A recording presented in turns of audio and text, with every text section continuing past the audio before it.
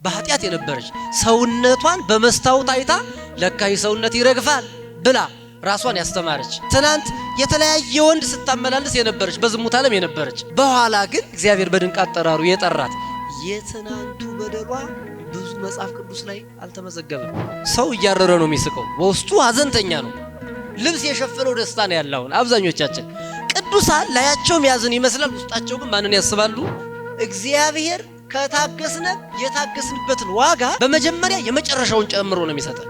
ቅድስና ኃጢአት ያልቀመሰ ማለት አይደለም። ምእመና ቅዱስ መሆን ማለት በኃጢአት ውስጥ ያላለፈ ማለት አይደለም። አባቶቻችን መከራ የሚቀበሉ አንገታቸውን ለሰይፍ የሚያስረክቡ ምን ለመባል ነው ከተባለ ብፁዕ ለመባል ነው። ምን ለመባል ነው? ከሌላ እምነት የነበሩ ብዙ ሰዎች አሉ። እግዚአብሔር ግን በድንቅ አጠራር ይጠራል። እግዚአብሔር የመጨረሻ ሩጫ ውጤት ላይ ነው ጉዳዩ እንጂ መጀመሪያችን ላይ አይደለም። ትናንት ቅዱስ የተባሉ የረከሱ፣ ትናንት ሊቅ የተባሉ የደነቆሩ፣ ትናንት ደንቆሮ ተብሎ የተሰደቡ ግን ሊቅ የሆኑ፣ ትናንት ርኩስ የተባሉ ግን የተቀደሱ ሰዎች እንዳሉ እንዳንረሳ።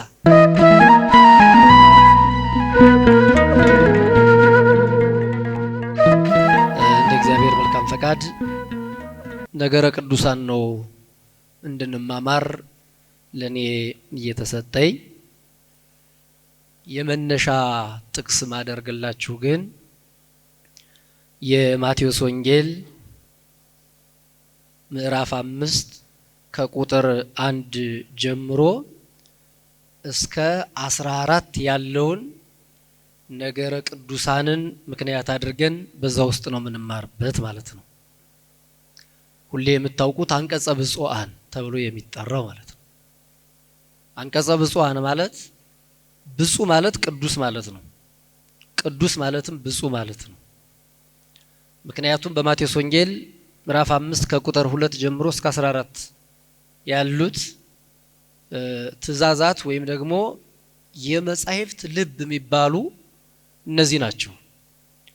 የቤተ ክርስቲያናችን መተርጉማን የመጻሕፍት ልብ ተብሎ የሚጠራው አንቀጸ ብፁዓን ነው።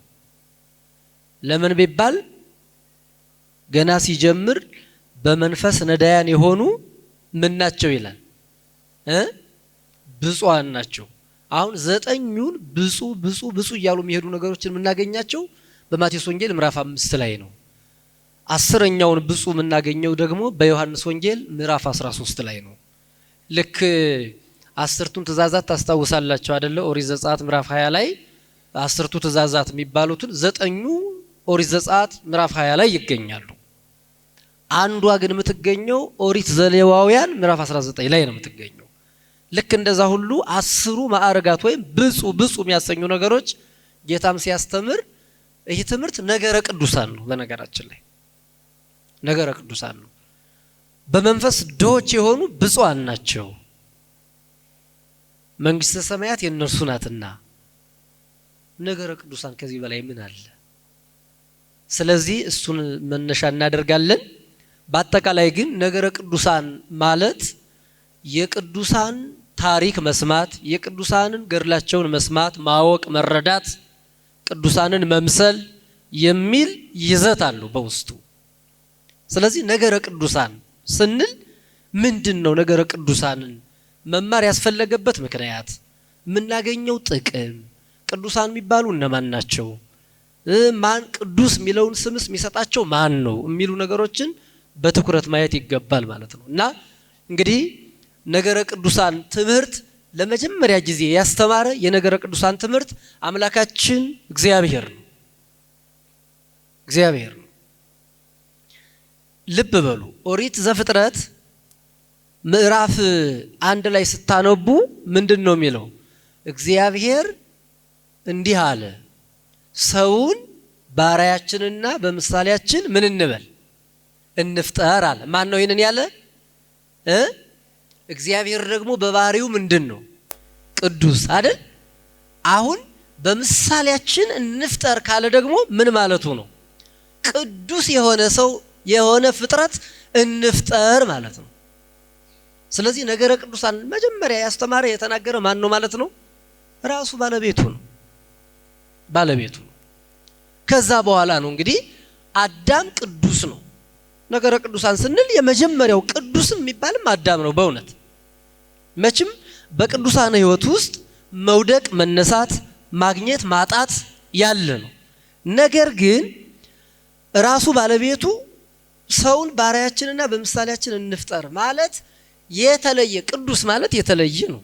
ስለዚህ የተለየ ፍጥረት እንፍጠር ማለቱ ነው። እግዚአብሔር ለማን እንዲህ አለ? ለራሱ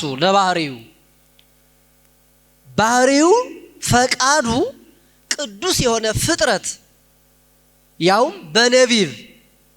በነቢብና በገቢር የተፈጠረ ማለት ነው።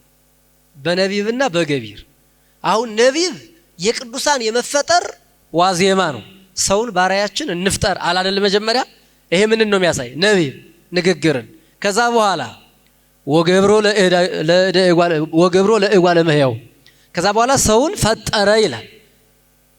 አሁን ነቢብና ገቢር ባንድ ላይ ተከናውነውለት የተፈጠረ ማን ነው ከተባለ ቅዱስ የተባለው አዳም ነው ማለት ነው። ስለዚህ ነገረ ቅዱሳን ስንል ማን አስተማረ ለሚለው መጀመሪያ እግዚአብሔር ራሱ። ከዛስ የመጀመሪያው ቅዱስ ማን ነው ሲባል አሁን ነገረ ቅዱሳን ነው ያለ። የእግዚአብሔር ቅድስናና የሰው ቅድስና ያው ብዙ ጊዜ ስለተማራችሁት ያው ሁለት አይነት ቅድስና እንዳለ ታውቃላችሁ መቼም። የባህሪ ቅድስና አለ፣ የጸጋ ቅድስና አለ። የባህሪ ቅድስና ያለው እግዚአብሔር የጸጋ ቅድስና ያለውን ሰውን እንፍጠር አለ ብለናል። ከዛስ ሰውን ፈጠረ። ሰውን ከፈጠረው በኋላ አስተውሉ 7 ዓመት ከ1 ወር ከ14 ቀን የሰው ልጅ እንደምታውቁት አዳም በገነት ቅዱስ ሆኖ እንዲያውም ሰውነቱ ሁሉ የሚታየው ቆዳ ሳይኖር ልብሰ ብርሃን ብቻ ለብሶ ይኖር ነበር። ስለዚህ የመጀመሪያውን የቅድስና ትምህርት ያስተማረ ራሱ ባለቤቱ ነው። የመጀመሪያው ቅዱስ የሚባል ደግሞ ከፍጥረት ወገን ደግሞ ማን ነው ከተባለ ከፍጥረት ወገን ያው እንግዲህ ነገረ ቅዱሳን ስንል መላእክትን ላለመንካት ነው። ያው መላእክት አሉ፣ ከዛ ቀጥሎ ሰው ነው። አሁን ምናየው ቅዱሳን ላይ ስለሆነ ቅዱሳን መላእክት እንግዲህ ነገረ መላእክትን ስትማሉ ደግሞ ያን ጊዜ የመላእክትን ቅድስና ታያላችሁ። እኔ አሁን ሰው ላይ ነው የምንሰራ። ምክንያቱም መጽሐፍ ቅዱስም የተነሳንበትም ይሄን የሚያደርጉ ብፁዓን ናቸው እያለ መሄድ ነገረ ሰብ ነው። ይሄ ለሰው የተሰጠ ስለሆነ ስለዚህ ቅዱሳን ብለን የምንጠራቸው ማን ናቸው ከተባለ የመጀመሪያው አዳም ነው። ቅዱስ ያሰኘውስ ምንድነው? አዳምን ቅዱስ የምንልበት ምክንያት ከምን አንፃር ነው ስንል የአዳም ቅዱስ መባል 2 ጊዜ ነው። ስንት ጊዜ? 2 ጊዜ። የመጀመሪያው ገና ሳይበደል የነበረው ቅድስና እግዚአብሔር እንደፈጠረው ኃጢያትን ሳይሰራ የነበረባት 7 ዓመት ያ ቅዱስ ታሰኛለች። ከዛ በኋላስ ወደቀ፣ ኃጢያት ሰራ። ከዛ ቀጥሎ ደግሞ ምን አለ? አለቀሰ፣ ምርር ብሎ ንስሐ ገባ። አሁን በደንብ ያዙልኝ። ንስሐ ገባ። ንስሐ ከገባ በኋላ ማን እንለዋለን ማለት ነው? ቅዱስ እንለዋለን። ቅዱስ ይባላል። አያችሁ ለካ ንስሐ መግባት ቅዱስ ያሰኛል ማለት ነው። ስለዚህ የመጀመሪያው የቅድስና ሀብት ያለው ወይም የተሰጠው ማን ነው ከተባለ አዳም። 2 ጊዜ ማለታችን ደግሞ ከመበደሉ በፊትና ከበደለ በኋላ በምን? በንስሐ ስለመለሰው። አዳም 100 ዓመት ነው ያለቀሰው። 100 ዓመት። አሁን እኛ ንስሐ ተሰጥቶን 100 ስገዱ ብንባል ያው እንዲሁ ምን አይነቱ ጨካኝ ቄስ ናቸው ነው ምን አይደል? አዳም ግን 100 ዓመት አልቦቱ ካል ህሊናት ለአዳም ዘይንበለብካይ ላይለ ኃጢያቱ። አዳም ለኃጢያቱን እያሰበ ከማልቀስ ውጭ ሌላ ህሊና አልነበረውም። ስንት ዓመት አልኳችሁ? ስንት ዓመት? 100 ዓመት። ስለዚህ የመጀመሪያው ቅዱስ የሚባለው አዳም ነው። ከዛ በኋላ የሱ ልጆች ያው እና አቤል ሌሎችም ቅዱሳን ይባላሉ። በእውነት በአጠቃላይ ግን ቅዱሳን ማለት ሕገ እግዚአብሔርን የሚጠብቁ ሁሉ ቅዱሳን ናቸው። በብሉይ ኪዳን የነበሩ ሰዎች እና አብርሃምን ቅዱስ እንላቸዋለን፣ እነ መልከጼዴቅን ቅዱስ እንላቸዋለን። ሌሎቹም ሕገ እግዚአብሔርን አሁን እዚህ ጋር በደንብ መያዝ ያለብን ምእመናን እንዲው በተለይ ለኔና ለእናንተ ነገረ ቅዱሳንን ስንማር የሚጠቅመን ምንድነው ከተባለ የወደቁ ሰዎችም ቅዱስ መሆን እንደሚችሉ በዚህ የኛ መጽናኛችን ነው። ስለዚህ የመጀመሪያውን ቅድስና ትምህርት ያስተማረ ቅዱስ ነገረ ቅዱሳን ያስተማረ እግዚአብሔር ነው። የመጀመሪያው ቅዱስ አዳም ነው። ከዛ በኋላ ቅዱሳን ነቢያት በሙሉ ቅዱሳን ይባላሉ። እነ ኢሳይያስ እነ ሕዝቅኤል አስቀድመው የተመረጡ። በዘመናችን በዘመነ ሐዲስም ቅዱሳን ሐዋርያት። አሁን እዚህ ጋር ነው ትኩረቱ። በመንፈስ ድሆች የሆኑ ብፁዓን ናቸው እያለ ከዛ ይቀጥልና ዛሬ የሚያዝኑ ብፁዓን ናቸው። ይህ የቅዱሳን መገለጫቸው ነው። በመንፈስ ድሃ መሆን ማዘን የቅዱሳን መገለጫቸው ነው። ከሐዋርያት አንድ ሐረግ ብንጎትት ለምሳሌ ዮሐንስን ብናይ ሁሉ ጊዜ ቁጹረ ገጽ እንለዋለን አይደል? ለምን? የክርስቶስን መከራ እያስታወሰ አንድ ቀን በፊቱ ደስታ ተነቦበት የማያውቅ ዛሬ የሚያዝኑ ብፁዓን ናቸው ቅዱሳን ናቸው ማለት ነው። አባቶቻችን መከራ የሚቀበሉ አንገታቸውን ለሰይፍ የሚያስረክቡ ምን ለመባል ነው ከተባለ ብፁዕ ለመባል ነው። ምን ለመባል ነው? ብፁዕ ወይም ቅዱስ ለመባል ነው። ስለዚህ የሚያዝኑ ብፁዓን ናቸው። ከሐዘንተኞች መካከል አንድ ታሪክ ብንመዝ ለምሳሌ የእመቤታችን እናት አባት ሔዋን ማናት ሐናና ኢያቄም በጣም አዝነው ይኖሩ ነበር። ይህን ታሪክ ታውቃላችሁ። አዝነው ይኖሩ ነበር። ለምንድን ነው የሚያዝኑ? አዝነው ግን ልጅ አጣን ብለው ነው አይደለም የሚያዝኑት የነበረ። ግን የሐናን ጽናት ተመልከቱ። ምናልባት እንዲው እሱ ማይወልድ ሆኖ ይሆን ሌላ ወንድ ልሞክር አለች ብላለች። እሱስ ምናልባት እሷ መካን ሆና ሊሆን ይችላል ሌላ ሴት ልውለድ ብሏል። ግን ምን ይላሉ? ያዝናሉ። እያዘኑ ማንን ይጠብቃሉ? እግዚአብሔርን ይጠብቃሉ። አያችሁ፣ ቅዱሳን በሚያዝኑ ጊዜ እግዚአብሔር መጨረሻ ላይ ያዘናቸውን ውጤት በደስታ ነው የሚመልሰው። ነብዩ እግዚአብሔር ቅዱስ ዳዊትም እንደዚህ ነው ያለ፣ እለ ይዘሩ በአንብ ወበሐሴት ያአርሩ። በለቅሶ የሚዘሩ በምን ያጭዳሉ? ስለዚህ በሐዘን ወይም በለቅሶ የሚዘሩ በምን ያጭዳሉ? በደስታ። አሁን አጨዳ ቢባል እህል ቢባል እንግዲህ ገበሬ ገጠር ላይ የዘራውን መጨረሻ ላይ የሚያጭደው በክረምት በመከራ የዘራውን ህዳር ላይ ፀሐይ ስትወጣ መሬት ስትረጋጋ ያ አብቦ አፍርቶ ሲያዩ ደስ ይለዋል ገበሬ እህሉን በጎተራ ሲከት።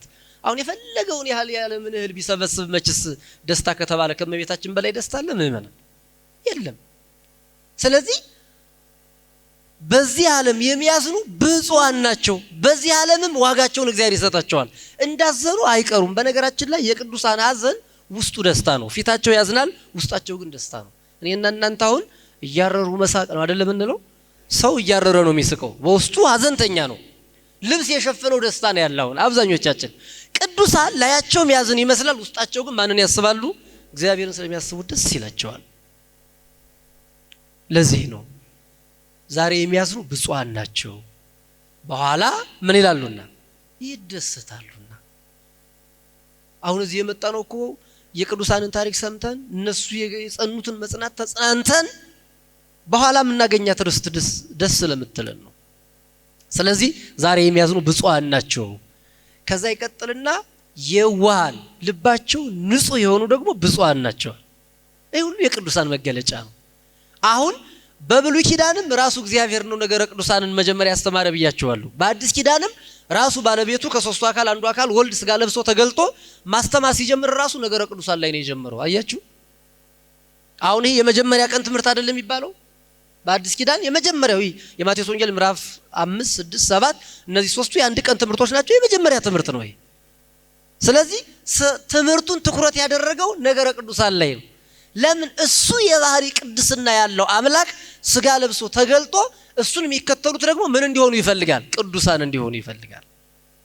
መስፈርቶችንና ቅዱስ ማድረግ የሚችሉ ነገሮችን ደግሞ ራሱ በዚህ በማቴዎስ ወንጌል ምዕራፍ 7 ላይ ምዕራፍ 5 ላይ ዘርዝሮ ነግሯቸዋል ማለት ነው።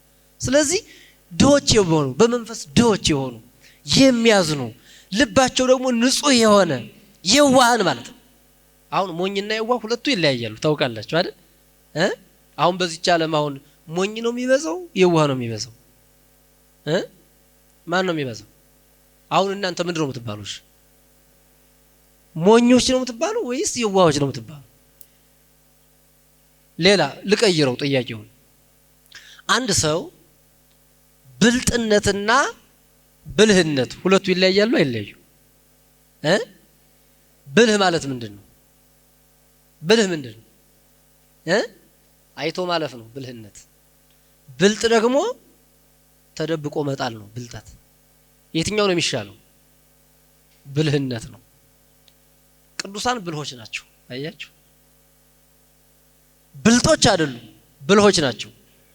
ሞኞች አይደሉም፣ የዋሆች ናቸው። ስለዚህ ነገረ ቅዱሳን ስንል የዋህነት ነው ማለት ነው። የዋህነት ይህንን ሁሉ ያስተማረ የዋሃነ ኩኑ እስመ አነሂ የዋህ እስመ የዋሃነ፣ እናንተም እኔ የዋህ ነኝና እናንተም ምን ሁኑ? የዋሃን ሁኑ አለ። ሞኝ ነኝና ሞኝ ሁኑ ግን አላለም። ስለዚህ የዋህ ማለት ነገርን አይቶ ማለፍ፣ ይህንን ዓለም መናቅ ማለት ነው ይውህና ማለት። ስለዚህ ነገረ ቅዱሳን ስንል ብፁዕ የሚያሰኙ ነገሮችን የሚተገብሩ ናቸው። ይህንን ካልነ የማቴዎስ ወንጌል ምዕራፍ 5 እናንተ አንብቡት። አሁን ነገረ ቅዱሳንን መማር ያስፈልገበት ትልቁ ነገር ምንድነው ነው? አንደኛው ነገረ ቅዱሳንን ለምን እንማራለን ከተባለ አንደኛ እግዚአብሔርን እንድናውቅባቸው ነው። ማንን እንድናውቅባቸው? ማን እንድናውቅባቸው? እግዚአብሔርን። እነማን? እግዚአብሔርን በቅዱሳን ሰዎች ላይ እንኳን እኛ መላእክት ራሳቸው እግዚአብሔርን ያዩበታል። ልብ በሉ፣ መላእክት በሰው ላይ እግዚአብሔርን ያዩበታል። ማየት ነው ያልኳችሁ፣ ማወቅ አይደለም የመላእክትን። እኛ በቅዱሳን ሰዎች ላይ እግዚአብሔርን እናውቅበታለን፣ እናይበታለን። ቅዱሳን መላእክት ደግሞ በቅዱሳን ሰዎች ላይ እግዚአብሔርን ምን ይሉታል? ያዩታል። አንድ ምሳሌ ላንሳላችሁ። 5500 ዘመን ሙሉ ቅዱሳን መላእክት እግዚአብሔርን ያውቁታል አያውቁትም? ያውቁታል። ግን ያዩታል አያዩትም? አያዩትም። አያችሁ፣ 5500 ዘመን እነ ቅዱስ ሚካኤል እነ ቅዱስ ገብርኤል እግዚአብሔርን ያውቁታል፣ ያምኑታል፣ ያገለግሉታል። ግን አይተውታል? አላዩትም። 5500 ዘመን ሲፈጸም ግን ቅድስት በሆነች በንጽሕት ድንግል ማርያም በኩል ማንን አዩት ማለት ነው? እግዚአብሔርን አይተውታል። አሁን የእመቤታችንን ቅድስና ከዚህ ጋር ለማያያዝ አይደለም፣ እሱ ሌላ ራሱን የቻለ ረቂቅ ምስጢር ነው። ግን እግዚአብሔርን በሰዎች ላይ እንድናይባቸው ቅዱሳንን ምን ማራቸው? እግዚአብሔርን እንድናውቅባቸው። እግዚአብሔርን እናውቅባቸዋለን። ሌላው ቢቀር እግዚአብሔር መሐሪ እንደሆነ እናውቃለን አይደል? እናምናለን። በምንድን ነው የምናምነው? አንድ ካህን ምንም ቅድስና ይኖረውም አይኖረውም እግዚአብሔር ይፍታሽ ሲል፣ እግዚአብሔር ይፍታ ሲል ኃጢአታችን እንደሚቆረጥ እንደሚወገድ እናምናለን አናምንም? እግዚአብሔር በማን ላይ አለ ብለን? በማን ላይ? በካህኑ ላይ አይደል እንዴ? አሁን አብሮን የሚበላ የሚጠጣ ካህን ይሄ አይነት ስልጣን አለው ብለን ካመነ ከእህል ከመጠጥ ከስካር ከተለያየ ነገር ይሄንን ዓለም ንቀው ያሉ ቅዱሳን በእነሱ በኩል እግዚአብሔርን ማወቅ ደግሞ እንዴት አይነት መመረጥ መሰላችሁ? ስለዚህ አንደኛ ነገረ ቅዱሳን መማር ያስፈልገበት እግዚአብሔርን እንድናውቅባቸው ነው። እግዚአብሔር። ሁለተኛ ነገረ ቅዱሳን ምንማርበት ትልቁ ነገር ጽናትን እንድንማርባቸው ነው። ምንን እንድንማር? ጽናት። እንዲህ ይላል ሐዋርያ ቅዱስ ጳውሎስ በዚህ በሁለተኛ ጢሞቴዎስ ምዕራፍ 3 ቁጥር 14 ላይ ያለውን ሁሉ የምትሰሙት ቃል ወአንተሰ ሐሉ በዘተመሃርከ ወተአመንከ፣ አንተ ግን በተማርኸውና በተረዳኸው ነገር ጸንተህ ኑር አለው ቅዱስ ጳውሎስ። ቅዱስ ጳውሎስ ራሱ ቅዱስ ነው። ከዛ ደግሞ መረጠና ደቀ መዝሙሩን ከሰዱቃውያን ወገን የመጣውን ጢሞቴዎስን አስተማረው። እንግዲህ ሰዱቃውያን ትንሣኤ ሙታን የለም ብለው የሚያምኑ ናቸው። ግን ትንሣኤ ሙታን ከማያምኑት ወገን አመጣና ትንሣኤ ሙታንን የሚያምን ቅዱስ አደረገው። አያችሁ። ከዛ በኋላ ምን አለው? አሁን እኔ አስተምሬሃለሁ፣ እግዚአብሔር እኔን እንዴት እንደመረጠኝ ነግሬሃለሁ፣ እንዴት እንደጠራ ያስተምሬሃለሁ። አሁን ደግሞ አንተ ጸንተህ መኖር ይገባሃል አለው። ይቀጥልና ቁጥር 15 ላይ ምን ይላል? ከማን እንደተማርኸው ታውቃለህና ይላል። አያችሁ፣ ከማን እንደተማርኸው ታውቃለህና። አሁን በሃይማኖት መጽናትን ቅዱስ ጢሞቴዎስ ከማን የተማረው ማለት ነው? ከመምህሩ አይደል እንዴ? አሁን እኔ ኃጢአተኛ በሆንም ባልሆንም መቼም ያው በጣም ኃጢአተኛ ነኝ፣ እንደው ብዙ ብማር ባልማር፣ አሁን አምናችሁ እየሰማችሁ ይሄን አይደለም? የሚናገረው እግዚአብሔር ቃል ነው ብላችሁ አምናችሁኝ አይደለም ተሰሙኝ። ስለዚህ በሉ እንግዲህ በሰማችሁት ነገር ጸንታችሁ መኖር አለባችሁ ባስተማርኋችሁ ብላችሁ። አሁን ማን ባስተማራችሁ ነው የምትጸኑ? እኔ በነገርኋችሁ ወይም አንዱ መምህር በነገራችሁ አይደል? እንኳን እኔ አንደበተ ድዳው በነገርኋችሁ እንኳን የእግዚአብሔርን ቃል ነው የነገረን ብላችሁ ከተቀበላችሁ ቅዱስ ጳውሎስ ደግሞ እስከ 3ቱ ሰማያት ድረስ መጥቆ የሄደው ቅዱስ ጳውሎስ ደግሞ ያስተማረው ደቀ መዝሙሩ ምን አለው? ጸንተህ ኑር ይልና ከማን እንደተማረው ታውቃለህና አለ። መከራም ቢሆን ታውቃለህ። መከራ ሲያገኘኝ አይተሃል፣ ስገርፍ አይተሃል፣ ስሳደድ አይተሃል፣ ታምር ማድረግንም ታምራት ሳደርግ አይተሃል፣ በመጎናጸፊያ ድዊ ስፈውስ አይተሃል። ጽና፣ ይሄ ሀብት ላንተም ያድርብሃል እያለ ይነግረው ነበር። ከማን እንደተማረው ታውቃለህና። ስለዚህ ከቅዱሳን የምንማረው ምንድነው? ጸንቶ መኖርን ነው። ጥበበኛው ሰሎሞንም ምን ይላል? አሐዝክዎ ወኢይሃድጎ፣ እግዚአብሔርን አንድ ጊዜ ያዝሁት አልለቀውም። ስለዚህ መጽናት ነው። በእምነት መጽናት፣ በምግባር መቅናት፣ ምግባራችን ይቀና እንድንሆን ቅዱሳን የምንማርባቸው ከዚህ የተነሳ ነው። ከቅዱሳን ሲጸልዩ ምን አይነት ታምር ማድረግ እንደሚችሉ እግዚአብሔር በእነሱ ላይ ሲታወቅ እናያለን። ጸንተው ሲቆሙ ባህር ሲታዘዝላቸው። አንድ ጎርጎሪዮስ ገባሬ መንክራት የሚባል በዚህ በሃይማኖት አበው ላይ የተመዘገበ አንድ ሊቅ አለ። እየሰማችሁ ነው? አሁን እንግዲህ ቅዱሳን በእምነታቸው ጸንተው ውሃውን እንኳን ባዶ የማድረግ ሀብት እግዚአብሔር ይሰጣቸዋል። እና ጎርጎሪዮስ እንግዲህ ከአሕዛብ ወገን የመጣ ነው። ይገርማቸዋል። እና ከዕለታት አንድ ቀን ህዝቡን እያስተማረ ከአሕዛብ ወደ እምነት ሲመልሳቸው፣ ካለማመን ወደ ማመን ሲመልሳቸው ህዝቡ እየተሰበሰቡ ሄዱና እንዲህ ይሉታል። አባታችን እንዲው ስታስተምር ህዝቡ በጣም እያደነቀህ ነው። ወደ ከተማ ወጣህ ብታስተምር ብዙ ህዝብ ይመለሳል አሉት። ስለዚህ ታዋቂ ሆነሃል አሉት። ምን ብለዋል? ታዋቂ ሆነሃል አሉት። በጣም ስሙኝ ይሄን ቃል። አሁን እኔ በስማ ማርጋ ያስተማረ ምናምን ስባል ቅድም ደረቴን ነው ምናፋ ደስ እያለኝ ከንቱ ዳሴ በጣም ስለምወድ ማለት ነው። ምን አለሱ? እኔ በእግዚአብሔር ቃል እኔ እንድታወቅ አልፈልግም፣ እግዚአብሔር እንዲታወቅ ነው የምፈልግ አለ። ማን እንዲታወቅ? አያችሁ፣ እግዚአብሔር ራሱ እንዲታወቅብኝ እንጂ በእኔ ምክንያት እኔ እንድታወቅ አልፈልግም አለ። ከዛ እግዚአብሔር ይሰማዋል ልመናውን። ሁለት ወንድማማቾች ተጣሉና መጡ። ትምህርታችን ነገረ ቅዱሳን ነው። ተጣሉና መጡ። ሲጣሉ ለምንድን ነው መሰላችሁ? ታላቅና ታናሽ ናቸው። ሀብታም ነበር አባታቸውና ሲሞት ሀብት ሲካፈሉ እነሱ አካባቢ ያሉበት አካባቢ ባህር አለ እና ባህሩን እንዴት አድርገው ይካፈሉት? ባህር ያለበትን መሬት ግራ ሲገባቸው መጡና አባታችን እባክህን ተጣልተን ነው አስታርቀን አሉ። በእውነት ተጣልተን ነው እናስታርቁን ብሎ የሚመጣ ወጣት መኮ ማግኘት ቀላል ነገር አይደለም። የሷን ነገር ያሳየኝ ብሎ ከመንዘርዘር የሱን ነገር በፍጹም ከማለት አስታርቁን ብሎ መቅረብ እንዴት አይነት በጎነት ነው! እና መጡና ሁለቱ ምንድነው ያጣላችሁ አላቸው። የተጣላ ነው በባህሩ ምክንያት ነው አሉ። ስለዚህ አንድ ቀን አንዳችሁ አሳ ያጠመዳችሁ ተጠቀሙበት ብሎ አስታረቃቸው። ከዛ ተመልሰው ሲሄዱ መቼም የዚህ ዓለም ነገር እንደምታውቁት ነው። ባህርን ማን ያምናል? አንድ ቀን አሳ ይሰጣል፣ አንድ ቀን አይሰጥም አይደል እንዴ? ከዛ አንድ ቀን ቻንስ እየገጠመው አንደኛው ብዙ አሳ ይይዛል፣ አንዱ ደግሞ ምንም ሳይይዝ ይውላል። በዚህ ምክንያት ተጣሉና ሁለተኛ መጡ። ምን ሆናችሁ መጣችሁ አላችሁ። ተጣልተናል። በምን? ያው አንድ ቀን እሱ ደና ቻንስ ሲገጥመው ብዙ አሳ ይይዛል፣ እኔ ባዶ እጄን እመለሳለሁ አሉ። ምን እንዳለ ታውቃላችሁ? ይሊቅ ቅዱስም ነው ሊቅም ነው። ወደ እግዚአብሔር አመለከተ። ተመልከቱ። በእምነት የጸና ሰው ባህሩ ውሃዎች ሁሉ እንዴት እንደሚታዘዙለት ጌታዬ ሆይ አለ። የነዚህ ሰዎች በዚህ ውሃ ምክንያት ከሚጣሉ ይሄንን ውሃ ወደ ላይ ሰቅለህ ጠፈር ያለ አምላክ እባክህን ይሄንን ውሃ የብስ አድርገው ውሃውን አንሳው ብሎ ጸለየ። የት መጣ ሳይባል በነፋስ ጠረገና እግዚአብሔር ባዶ አደረገው። ተመልከቱ። የብስ አደረገው። በሉ አሁን ሄዱና አርሳችሁ ቆፍራችሁ እኩል ተካፍላችሁ ብሎ አላችሁ። አሁን መሬቱን ምን አደረገው? ማን ነው? ውሃው ምን አደረገው? ምን ስላለው? እምነት ከምግባር ከትህትና ጋር የያዘ ስለሆነ ሊቃውንቱን ሲተረጉሙ ምን ይላሉ? ለጊዜው ውሃውን አደረቀላቸው፣ ነገር ግን ያደረቀላቸው እንደ ውሃ የበዛውን የጥላቻውን ኃጢአታቸውን ነው አሉ አባቶቻችን። ስለዚህ ከቅዱሳን የምንማረው ምንድነው?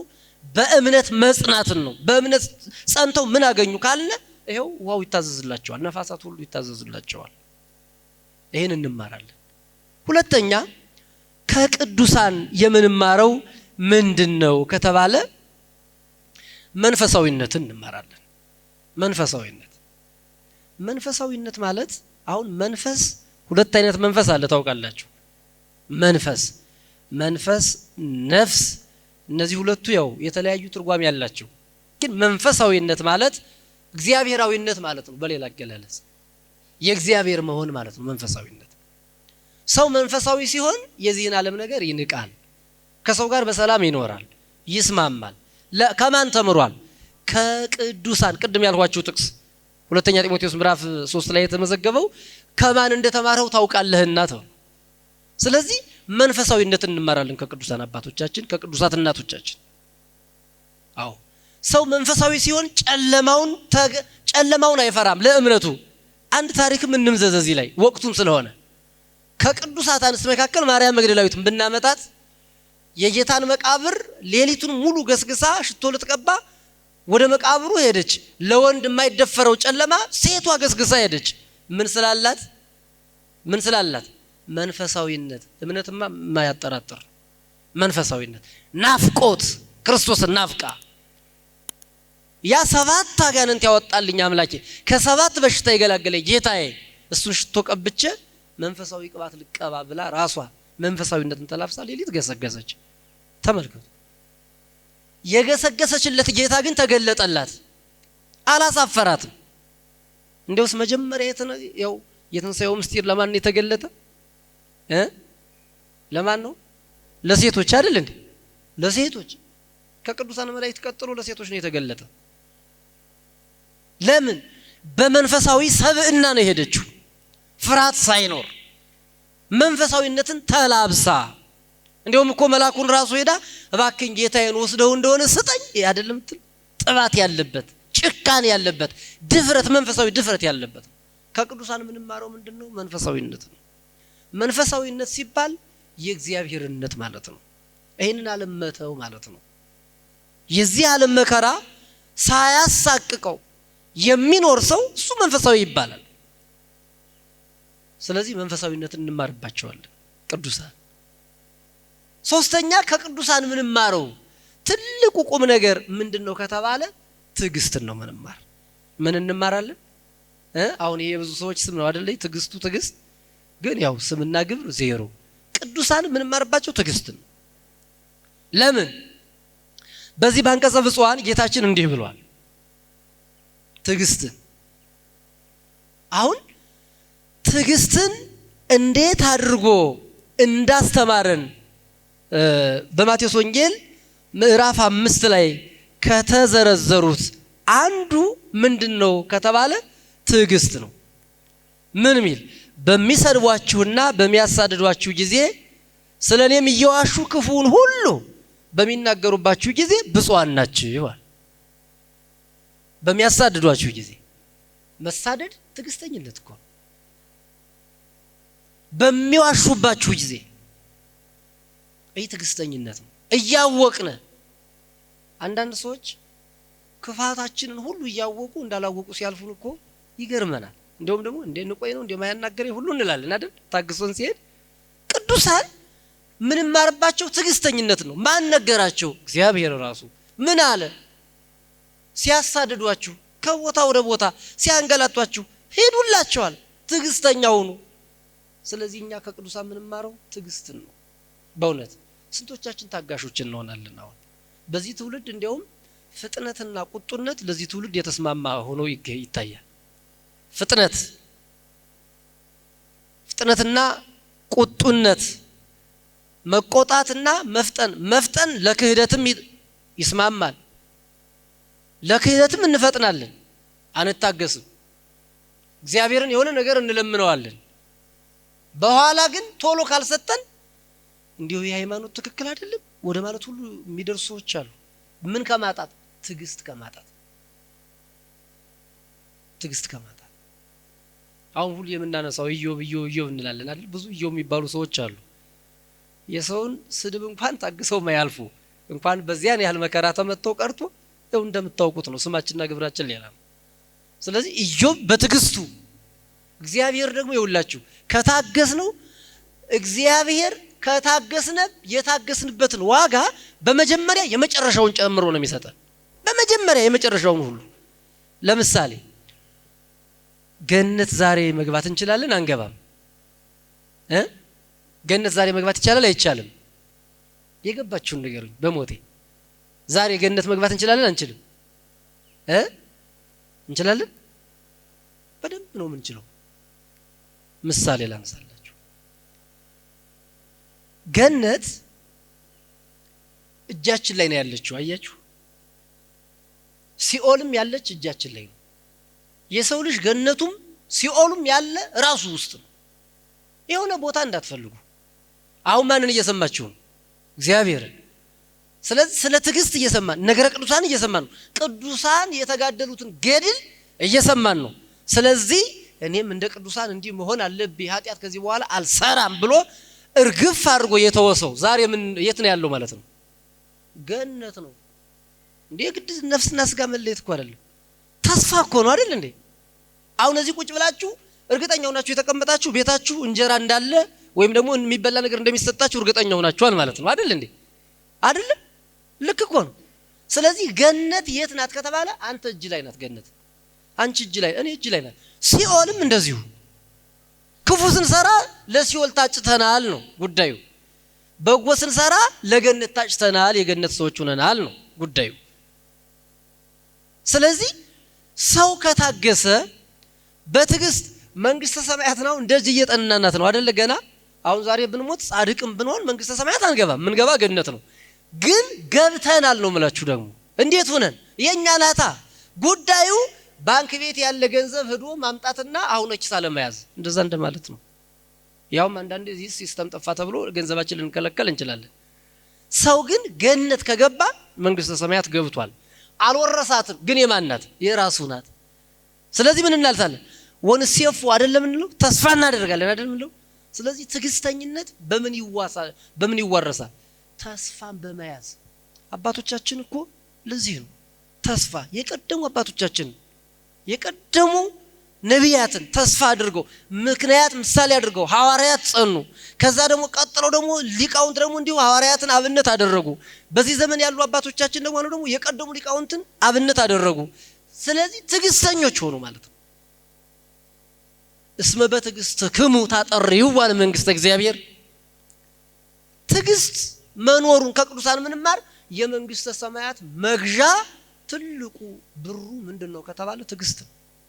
ሰው ካልታገሰ ሃይማኖትን አያጸናም። ሰው ካልታገሰ ከቅዱሳን ሕይወት መንፈሳዊነትን አይማርም። ሰው ካልታገሰ እኮ እህልም እንኳን አብስሎ መብላት አይቻልም። ለሁሉም ጊዜ ልክ መጠን ስላለው ማለት ነው። ስለዚህ ከቅዱሳን የምንማረው ምንድነው ከተባለ ትዕግስትን እንማራለን። የትዕግስት ሰዎች ያደርገን እግዚአብሔር። በዚህ ዘመን እንደምታዩት ነው አብዛኞቻችን ተሳዳቢ ነን አይደል እንዴ? ሚዲያው ሁሉ የስድብ አፍ ነው። ትዕግስት የሚባል የለም። እስኪ ነገሩን ላጥረው የለም። አሁን ከዚህ ለምሳሌ የሆነ ቀንጨብ ያደርግና መጥፎዋን ነገር ብቻ ቆርጦ ያስቆርጠናል ማለት ነው። ሙሉን እንኳን አንለቅም ሐሳብ ስንሰጥ እና ትዕግስተኛ እንሆን። ከቅዱሳን ምንማረው እሱን ነው። ወዛ አዝለፈ ትዕግስቶ ውእቱ ይድህን። ራሱ ባለቤትም መድኃኒዓለም ኢየሱስ ክርስቶስም በማቴዎስ ወንጌል ምዕራፍ 24 ላይ እርሱ ትዕግስተኛ የሆነ እስከ መጨረሻው የሚዘልቅ በትዕግስት የሚጠብቅ እሱ ይድናል ያለ። ይድናል ለምን ከተባለ ለጸኑት ለታገሱት የዘላለም ዋጋ ተዘጋጅቶላቸዋል። ስለዚህ ከቅዱሳን ምንማረው ትዕግስትን ነው። የመጨረሻ ያለው ይሄ ከቅዱሳን ምን እንማራለን ካላችሁ ሆይ ወድቆ መነሳትን እንማራለን። ምንን እንማራለን? በተለይ እቺ በጣም ነው የምትስማማለን እኔና ለእናንተ። ምክንያቱም ነገረ ቅዱሳንን ስንናገር ከነሱ ህይወት ወስደን እኛ እንድንኖረው። ወድቆ መነሳት። ማን ወድቆ ተነሳ? ቅድም ያልኳችሁ አዳም። ማን ወድቆ ተነሳ? ዳዊት። ወደታች ወረድ እንበል። ዳዊት መቼም ኃጢአትን አጣጥሟታል። ይገርማችኋል። በደንብ ነው እኮ ኃጢአት የሰራው ቅዱስ ዳዊት። በኋላ ደግሞ ምን አልነው? ቅዱስ አልነው። ማን ነው ቅዱስ ያለው? እግዚአብሔር። እንዲያውም ከሌሎች ሁሉ በተለየ ሁኔታ የልቤን ሐሳብ የሚናገርልኝ ዳዊት ነው ብሎ እንደ ልቤ ያለው እግዚአብሔር። ወድቆ መነሳት ማለት እሱ ነው። ወድቆ መነሳት። ቅድስና ኃጢአት ያልቀመሰ ማለት አይደለም። ምእመናን ቅዱስ መሆን ማለት በኃጢአት ውስጥ ያላለፈ ማለት አይደለም። እንዳልኳችሁ ዳዊት ኃጢአት ሰርቷል፣ ግን በኋላ ተመልሷል። አመድ ነስንሶ ትቢያ ለብሶ አለቀሰ። ያ በራሱ እንባ እግዚአብሔር አጠበው። እንዲያውም እንደ ልቤ አለ። ከዛ በኋላ እንዲያውም የድርሰትን ጅረት ሁሉ እንዲያዥጎደጉድ አደረገው። ዛሬ ምን ጸልየውን ጸሎት የደረሰልን ዳዊት ነው። እንደ ልቤ 5ቱን አዕማደ ምስጢር ጥንቅቅ አድርጎ የተናገረ በብሉይ ኪዳን እንደ ዳዊት ያለ የለም። የመንግስተ ሰማያትን ምስጢር እንደሱ የተናገረ የለም። በምድር ሆኖ መንግስተ ሰማያት መጥቆ ማየት የቻለ ዳዊት። ቅድስና ከቅዱሳን ምንም ማረው ወድቆ መነሳት ነው። ወድቆ መነሳት ይቻላል። እግዚአብሔር ኃጢአት መስራታችንን አይደለም፣ እግዚአብሔር የሚጠላው በኃጢአት መኖራችንን ነው። አዎ ብዙዎቻችን ኃጢአት የምንሰራ በተለያየ ሁኔታ ቦታ መርጠን አይደል? አባ መቃርስ ምን ብለዋል? አባ መቃርስ የተባሉት ጻድቅ ቅዱስ አንዴ ልጆቻቸው ተሰብሰብ ብለው እንዲህ አሏቸው፣ አባታችን እንዲው ምን አለ ኃጢአት እንዲው ብትሰራ፣ ኃጢአት እኮ ስትሰራ አይተን አናውቅም አሉ። እና ማን ነው አልኋቸው? ይቅዱስ አባ መቃርስ። እና ተሰብስበው እንዲው አባታችን ሁሌ ጻድቅ ነህ፣ እስኪ ኃጢአት ስራ አንድ ቀን አሉት። ልጆች አለ ኃጢአት እኮ መስራትን የምፈልግ ነበር አለ፣ ግን እባካችሁ ኃጢአት እንድሰራ እግዚአብሔር የሌለበት ቦታ አሳዩኝ፣ እዚያ አጀል ስራ አለ። አለ እግዚአብሔር የሌለበት ቦታ አለ አለ? ጠላ ቤት እግዚአብሔር አለ የለም? መልሱት። ምን ሊያረገብቱ? አረቂ ቤት እግዚአብሔር አለ የለም? አለ። በቃ እግዚአብሔር የሌለበት እንዴ ሲኦል እግዚአብሔር አለ የለም? አለ የለም ሲኦል እንዴ? እግዚአብሔር የሌለበት ቦታ የለም ነው ባጭሩ። ለምሳሌ እናንተ 3 ክፍል መኝታ ቤት ቢኖራችሁ ብትፈልጉ ሳሎን፣ ብትፈልጉ መኝታ ቤት፣ ብትፈልጉ ምናምን እንዲህ እያቀያየራችሁ ትሆናላችሁ አይደል? እናንተ በፈረቃ ነው፣ እኛ በፈረቃ ነው። እንዲያ እግዚአብሔር ግን በምላት የሌለበት ቦታ የለም። ስለዚህ ምን አለ? ከተማ ሄጄ ኃጢአት እንዳልሰራ ከተማ እግዚአብሔር አለ፣ ገጠር ሄጄ እንዳልሰራው ገጠር እግዚአብሔር አለ። እንዲው ወደ መሸት ሲል ብዬ ልሰራ አሳስብ ደግሞ ምሽት አካባቢ እግዚአብሔር አለ። ጧት ኃጢአት እንዳልሰራ ጧትም እግዚአብሔር አለ። ስለዚህ እግዚአብሔር የሌለበት ቦታ አሳየኝና ምን ልበላል? ኃጢአት ልስራ። የሌለበት ቦታ አለ አለ? የለም። የሌለበት ቦታ የለም። ግን ኃጢአት ያላየው ቅዱስም ብዙ የለም። እመቤታችን ናት። ከቅዱሳን ወገን የዚህን ዓለም ኃጢአት የማታውቅ ንጽሕት ክብርት ድንግል ማርያም ብቻ ናት። ስለዚህ ወድቆ መነሳትን ከማን እንማራለን አልኳችሁ? ከቅዱሳን። እነ ቅዱስ ዳዊት ወድቀዋል፣ ግን ተነስተዋል። ምን ተባሉ? ቅዱስ ተባሉ። ወደ አዲስ ኪዳን እንምጣ። መቼም ሊቀ ሐዋርያት ቅዱስ ጴጥሮስ እሱን ያወቀ ሰው አብሮ ያበላውን ያጠጣውን ያጎረሰውን ያን ምስጢር ጅረት ያውም እኮ አንተ አለት ነህ ብሎታል። ታስታውሳላችሁ? በማቴዎስ ወንጌል ምዕራፍ 16 ቁጥር 13 ላይ አንተ ኮኩ ወዲዛቲ ኮኩ አንጻ ለቤተ ክርስቲያኔ፣ አንተ አለት ነህ፣ በአንተ አለትነት ማንን እሰራታለሁ ብሎታል። ጴጥሮስ ቤተ ክርስቲያን ነህ የተባለውን ራሱን አፍርሶ አላውቀውም አለ። መጨረሻ ላይ አላውቀውም። እግዚአብሔር ያሳያችሁ። 3 ዓመት አብሮ እየበላ 2 ዓሣ 5 እንጀራ ሲበረክት አይቶ 2 ዓሣ 5 እንጀራ አበርክቶ 1 ቅርጫት እኮ ተሸክሟል። ድርሻውን ይዞ ሄዷል እኮ ጴጥሮስ። ስንት ቅርጫት ተነሳ? ስንት ቅርጫት ተነሳ? ንገሩኝ። የማቴዎስ ወንጌል ምዕራፍ 14 ላይ ስታነቡ ስንት ተነሳ? 12 አይደል? ሐዋርያት ስንት ናቸው? ስለዚህ ጴጥሮስ ስንት ቅርጫት አግኝቷል? 1 ቅርጫት ተሸክሟል። ዮሐንስ ስንት ቅርጫት አገኘ? ይሁዳም ሳንቲሙን ኪል እያደረገ ገንዘብ ያዥ ስለነበረ በዚህ በኩል ሳንቲም ያጫዋል፣ በዚህ በኩል ደግሞ 1 ቅርጫት እንጀራ ተሸክሟል ድርሻውን። 12ቱ መሶብ 12ቱም ሐዋርያት አንዳንድ ቅርጫት ይዘው ነው ሄዱ አይደል እንዴ? እና ጴጥሮስ ይህንን አይቷል። ተመልከቱ። በትከሻው የተሸከመው እንጀራ እንኳን የተሸከመበት ሰውነቱ ምልክቱ ሳይጠፋ አላውቀውም አለ። ወደቀ ማለት ነው። በመከራ ጊዜ አላውቀውም አለ። መጨረሻ ላይ ዶሮውን ሲጮህ ግን ምን አለ? ምርር ብሎ አለቀሰ። ከቅዱሳን ምን እንማራለን አልኳችሁ? ወድቆ መነሳት። ጴጥሮስ ችግር የሚኖርበት ምን ቢሆን ነው? በዚያው ቢቀር እንደማን? እንደ ይሁዳ ይሁዳም እንኳን አምላኩን ሽጦ ኧረ ንስሐ ግባ ተባለ። እምቢ ብሎ ነው እኮ በዛው የቀለጠ እንጂ ጌታዬን ሽጬ ወይኔ ቢል ኖሮ እግዚአብሔር ይቅር ይለው ይለዋል። ያውም ዛፎች ሁሉ ኧረ ተው አንተ በእኔ አትታነቅ የሞት ምክንያት አትሁን እያለች ዛፊት ሁሉ እያሽቀነጠረች ትጥለው ነበር። ዝም ብለሽ ነቂኝ ይላል፣ እሱ ደግሞ ግደኝ ይላል። እሷ አትሙት ቆይ ንስሐ ግባ ትለዋለች።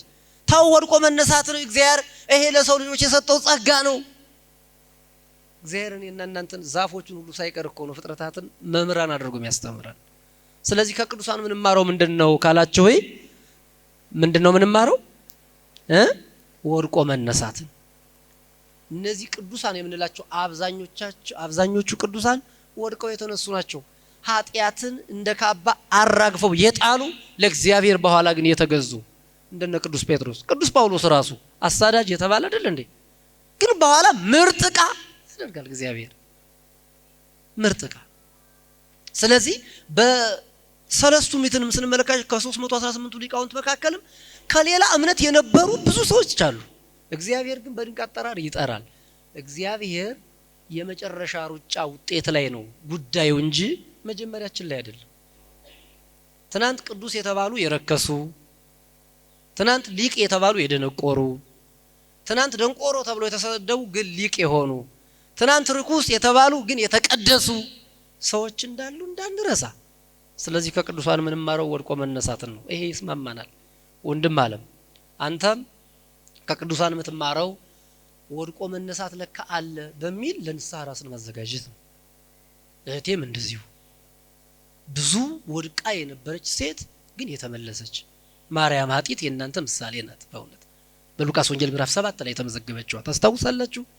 ያ ክርስቶስን መጨረሻ ላይ ጸጉሯን እንባዋን እያፈሰሰች ሽቶ ያርከፈከፈች እንዲሁም በማቴዎስ ወንጌል ምዕራፍ 26ም ተመዝግባለች። አያችሁ በኃጢያት የነበረች ሰውነቷን በመስታወት አይታ ለካ ሰውነት ይረግፋል ብላ ራሷን ያስተማረች፣ ትናንት የተለያየ ወንድ ስታመላልስ የነበረች በዝሙት ዓለም የነበረች፣ በኋላ ግን እግዚአብሔር በድንቅ አጠራሩ የጠራት የትናንቱ በደሏ ብዙ መጽሐፍ ቅዱስ ላይ አልተመዘገበም። ኃጢያት ተሰራ እንደነበረ ብቻ እንጂ ይሄን ተብሎ ክፉ ስራችንን እግዚአብሔር ብዙ ጊዜ አያስመዘግብብንም እኮ አያችሁ ምእመናን።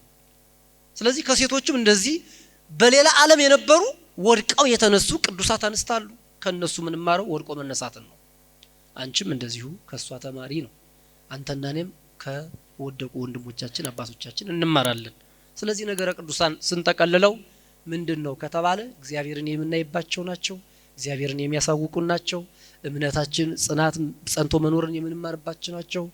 እንዲሁም ትዕግስትን የምንማርባቸው ናቸው። መንፈሳዊነትን የምንማርባቸው ናቸው። ወድቆ መነሳት እንዳለ ከምንም በላይ ደግሞ የምናምንባቸው ለዚህ ትውልድ የሚስማማ ወድቆ መነሳት ለካ ይቻላል የሚለውን ካወቅነ ለንስሐ እንዘጋጃለንና ንስሐ ገብተን ስጋውን ደሙን ተቀብለን እንደ ቅዱሳን በጎ ሰዎችን እንድንኖር ያምላካችን መልካም ፈቃዱ ይሁንልን። አንቀጸ ብፁዓንን ግን ቤታችሁ ገብታችሁ አንብቡት። በቻላችሁ መጠን ይሄን ሁሉ ጊዜ መርምሩ፣ ቆፍሩ። መጽሐፍ ቅዱስ ይቆፈራል ምእመናን። መጽሐፍ ቅዱስ በደንብ ነው ይቆፈረው። በየጊዜው ይቆፈራል። በየጊዜው የሚወጣው ምርት አለ፣ መንፈሳዊ ምርት እና ማየት፣ ማንበብ፣ አንባቢዎች መሆን የቅዱሳንን ታሪካቸውን ገድላቸውን። ለምሳሌ ዛሬ ሰማዕቱ ቅዱስ መርቆሬዎስ ነው። ኢየሱስን ገድል ያደረገውን ታምር ማወቅ መስማት። ከዛ በኋላ ነው ከዚህ ነው ምንማረው። ከዛ ምን እናደርጋለን?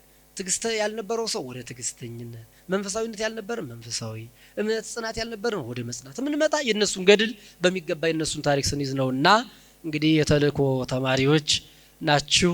ተልእኮ ማለት ደግሞ የሰሙትን ሄዶ ምን ማድረግ ነው? ማድረስ ነው አይደል?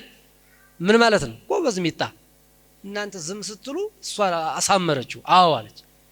ተልእኮ ማለት ምን ማለት ነው? ምን ማለት ነው? ተሸክሞ ፖስተኛ ማለት ነው እኮ በሌላ አነጋገር ፖስተኛ። ያ አድርስ የተባለው ማድረስ፣ ግን ማድረስ የሚቻለው ደግሞ ደርሶ ነው አይደል? ያልደረሰ ያደርሳል እንዴ? ተልእኮ ማለት መውሰድ ከሆነ ለሌሎቹ ማካፈል ወስዶ ማድረስ ከሆነ መቼም ለማስተማር ምን ያስፈልጋል? መማር። ስለዚህ እናንተ የምትማሩት እናንተ ተለውጣችሁ በሰማችሁት ደግሞ ሌላውን ምን እንዲል ነው? እንዲለወጥበት እንድታደርጉ ነው። ቅዱሳን እኛ እንድንለወጥ የነሱን አሻራ ትተውልን አለፉ። አሁን ዛሬ ነገረ ቅዱሳን እንላለን።